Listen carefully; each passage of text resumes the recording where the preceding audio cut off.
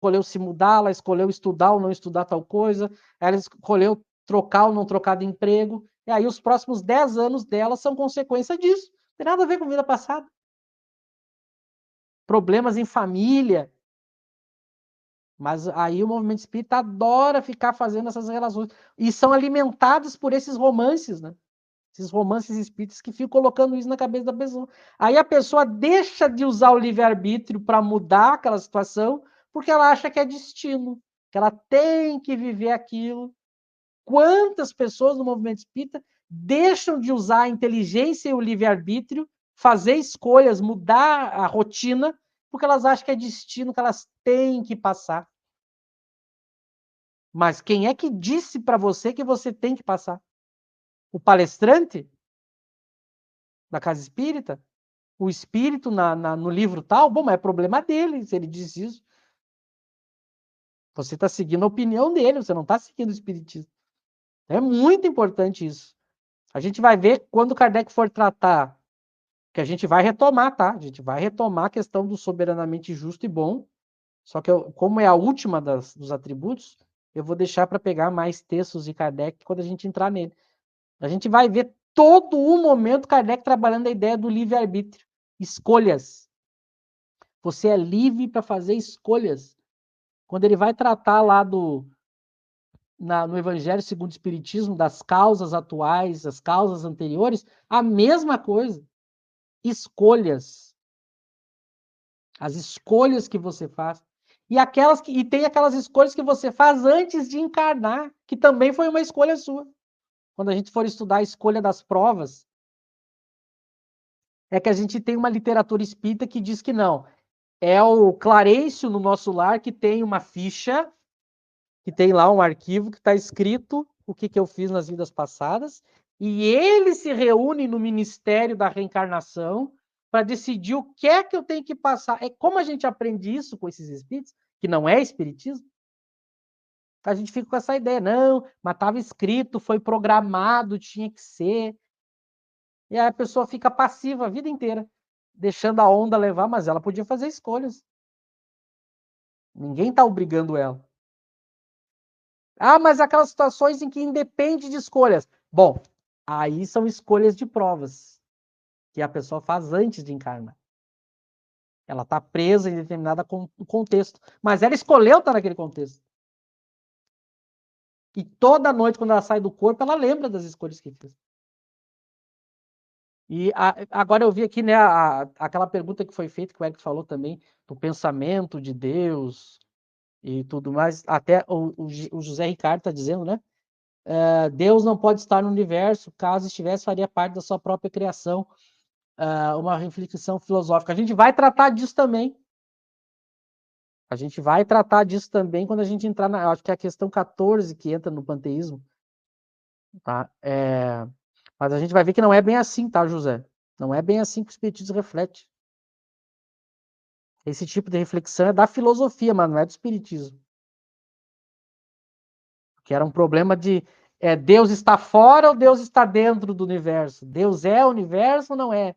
A gente vai ver que o Espiritismo ele vai ter uma espécie de uma saída para isso. Mas, basicamente, a ideia são as duas coisas, né? Não pode haver nenhum ponto do universo onde Deus não esteja. Não pode. Então, teria partes do universo onde não há Deus, onde ele não teria conhecimento daquele ponto do universo. Não pode. Mas, ao mesmo tempo, Deus não é o universo. É o que a gente chama de paradoxo, né? A gente vai tratar disso mais para frente. Só que, como eu estou vendo aqui os comentários.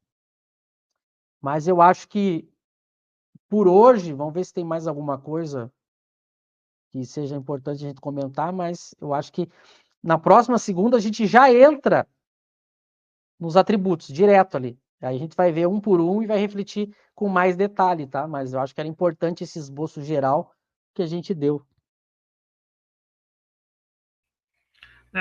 Só queria comentar, né?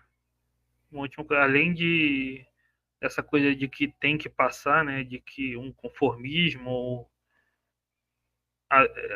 também de falar que tudo é expiação, sendo que não dá para saber. Além disso, você tem muito no movimento espírita também uma coisa determinista, no sentido de dizer que pegar... Eu já vi isso bastante, né? Pega uma doença específica e diz que todo mundo que tem aquela doença fez determinado ato, né? Então, toda pessoa que tem câncer é porque tirou a vida, enfim. Então, e sendo que você pode ter vários atos que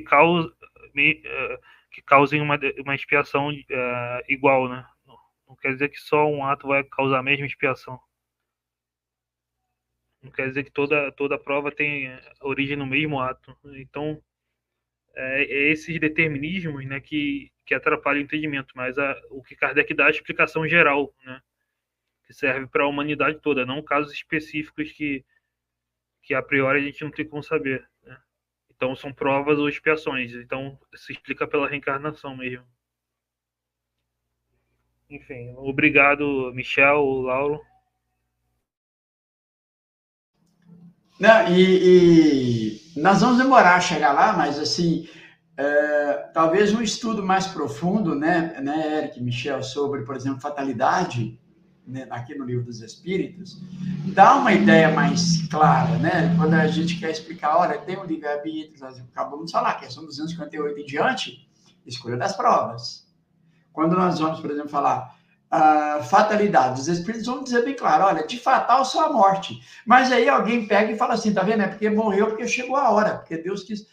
não entendeu o que os espíritos quiseram dizer lá. E isso vai virando essa bola de neve, essa confusão, porque estudam muito meia boca, e aí é isso aí, né, Michel? Ouvem palestrantes falar, mas não procuram realmente estudar onde deve estudar, que é nas obras de Kardec, para ver o que se aquele palestrante está coerente ou não. Simplesmente aceita o que o Espírito diz em romances, e a gente vai vendo essa salada estranha no qual nós estamos vendo aí. Mas, né, a gente está aqui para estudar, e a proposta do canal aqui, juntamente com Estudar Kardec, o Espiritismo em Kardec, é apresentar o estudo mais profundo possível de O Livro dos Espíritos. Vou me despedir também, já agradecendo Eric, Michel, a todos os comentários, as perguntas. A gente, nem tudo que a gente está colocando, porque o Eric e o Michel vão trabalhar esses atributos e com certeza vai responder muito desses comentários e perguntas que aqui estão. Mais uma vez, então, obrigado, Michel. Paz para você aí. Um abraço a todos. Amanhã, às 18 horas, nós temos o estudo da Revista Espírita de 1858. Tá bom, pessoal? Fiquem em paz. Obrigado a todos. Michel.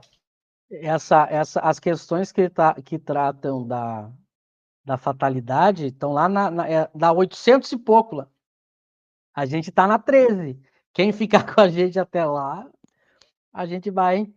Mas com certeza, antes disso, a gente pode fazer uma live especial falando sobre esse assunto. Com certeza nós vamos fazer. Isso já está amadurecendo essa ideia, porque é uma coisa que há muita confusão e as pessoas têm muitas dúvidas, né?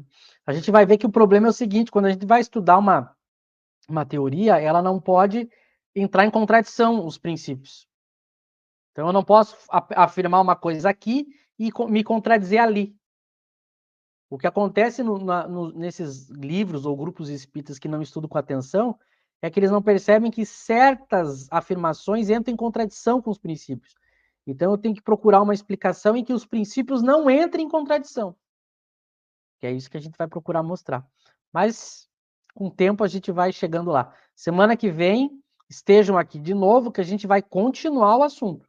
A gente vai continuar o item 13, vai tratar mais ainda, vamos pegar texto lá da Gênese para complementar e vai elucidando. A gente vai ver que vai demorar mais a soberanamente justo e bom. Mas até lá, quem já quiser ir lento. Eu também me despeço, agradeço ao Lauro, agradeço ao Eric, agradeço a todos, pessoal bem participativo hoje. Voltem segunda-feira que vem e a gente segue o estudo. Uma boa semana a todos, uma boa noite.